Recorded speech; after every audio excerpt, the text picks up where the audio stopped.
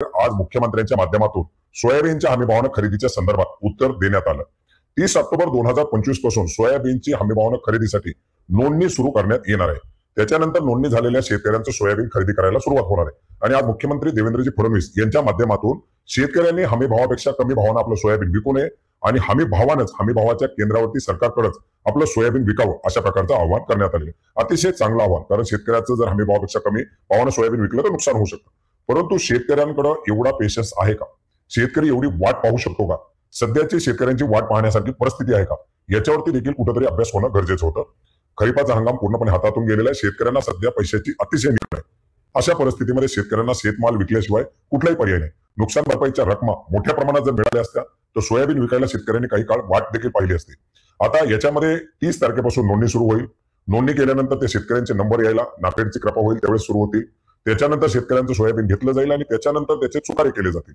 याची जी काही प्रक्रिया ही दीर्घकालीन प्रक्रिया असते, तोपर्यंत शेतकऱ्यांकडे तेवढा कालावधी नसतो। त्यामुळे सध्या तरी शेतकरी जे काही भाव मिळेल त्या भावानं आपलं सोयाबीन विकत आहेत।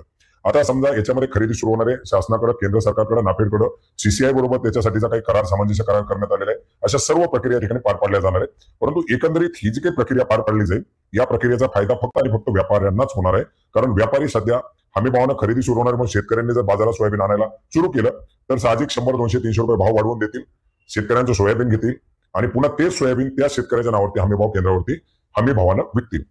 आता हा जो काही उशीर झालाय आणि सध्याची जी काही राज्यातील परिस्थिती, या परिस्थितीमध्ये या हमीभाव केंद्रापेक्षा ज्या प्रकारे एमपी मध्य प्रदेश सरकारनं भावांतर योजना राबवायला सुरू केली, तशी भावांतर योजना फक्त आवश्यक आहे। तर एक आता ही खरेदीची नोंदणी सुरू करण्याच्या संदर्भातील माहिती देण्यात आलेली आहे। लवकरच खरेदी केंद्र सुरू होतील। ऑनलाईन प्रक्रिया असतील, ऑफलाईन प्रक्रिया असतील, जे काही प्रक्रिया असतील त्याच्याबद्दल माहिती घेऊया। शेतकऱ्यांना जास्तीत जास्त आव्हान आहे की आपल्या गरजेपुरतं विकण्याचा प्रयत्न करा। तुमचं सोयाबीन याच हमीभाव केंद्रावरती, याच हमीभावानं तुमच्याच नावावरती विकलं जाणार आहे। त्याच्यामुळे पेशन्स ठेवा। जेवढी काही गरज असेल तेवढाच माल काढण्याचा प्रयत्न करा। होऊ शकतं उद्या भावांतर योजना राबवली जाईल किंवा होऊ शकतं उद्या सोयाबीन हमीभावानं घेतलं जाईल।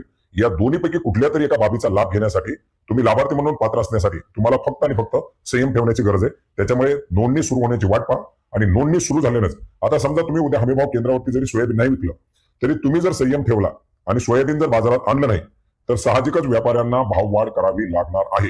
आणि जरी भाववाढ नाही केली तरी हमीभावानं विक्रीसाठी तुम्ही त्या ठिकाणी प्रयत्न करू शकता। त्याच्यामुळे ही एक सुरुवात करण्यात आलेली आहे। खरंच आज विरोधी पक्षाचं मानावं तेवढे आभार कमी। आता 28 तारखेला आणखीन याच्यामध्ये महाएल्गार मेळावा होतोय।